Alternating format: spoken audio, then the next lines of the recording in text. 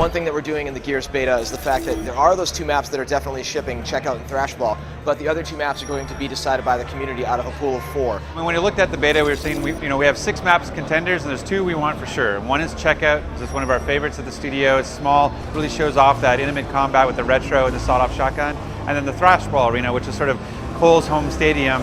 And we wanted that because that's sort of the theme for the beta. We got the Hanover Cougars, it's all about Thrashball Cole. So we're bringing those 2, and then we're going to let the fans decide on the other 2 out of the 4. And so if they just go to the Gears of War Facebook page, they can actually vote over this weekend and help us decide. So we have Overpass, which is sort of a Jacinto-themed map that actually sinks over the course of the match, and water will flow down the streets and will actually expose the hollow. It doesn't change the playing field, but just the visuals around it, which is really cool. Then we have Mercy, which is sort of this open, more Spanish map that has lots of foliage, and it's a little bit like Gridlock in that it's got a lot of low cover and open spaces, but it's a lot of fun to play on. Then we have Trenches, which is sort of this Locust-themed map, where it's got a dust storm that blows in and you can't see, so that one's a lot of fun too. Lastly is Old Town, which is this map that's around this fishing village kind of feel to it, and it's got cobblestone streets and a lot of nooks and crannies. It's really great for the territorial game types like King of the Hill and Capture the Leader. A lot of fun. So in this beta, there's several things to remember. If you're a traditional Gears player, the first thing you need to know is that we've changed some of the controls slightly. In order to pick up weapons now, you need to hold the X button, not just tap it. In addition to that, when you take somebody as a meat flag, as a hostage, it's now on the X button instead of the A button, because we found players were doing accidental rolls in a lot of previous Gears games.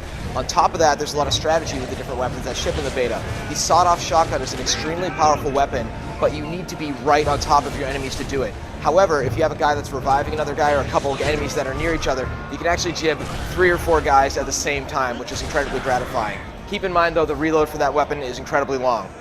On top of that, we have the Retro Lancer, which is the early version of our classic chainsaw gun. It has a bayonet on the end, and if you hold B, you can do a bayonet charge where your character screams and spears people. Remember, you get extra XP points for doing those kills as well as executing people, so you're going to want to do those this time around. On top of all this, we also have the One-Shot, which is what I like to call the elephant gun. It's a very heavy weapon that has a sniper scope on it. If you can manage to get that laser scope on somebody for about 3/4 of a second, you'll hear a beep, pull the trigger, and then you pink miss them. So, one of the things we really want to do with the beta is provide players an unlock that they can actually take into the final game with them. And so that's part of a big thing. When you look at Gears of War 3 overall, unlocking characters, character variants, weapon skins, medals that give you a title in multiplayer, these are all things we wanted to build into sort of our level progression in the game. So 2 of the big ones are Thrashball Cole. So we have a Cole variant that's him in his football uniform, Thrashball uniform. And so if you play a certain amount of matches and then you play as him for a little bit, you'll actually get to keep that on day 1 when you buy the game.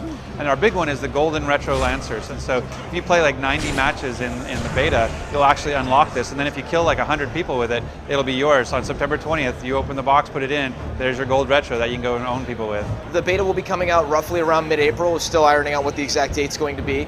The game will actually be coming out on September 20th, 2011. Really nice to finally have that release date. And you can check out more on Gears of War 3 at IGN.com. Oh, shit.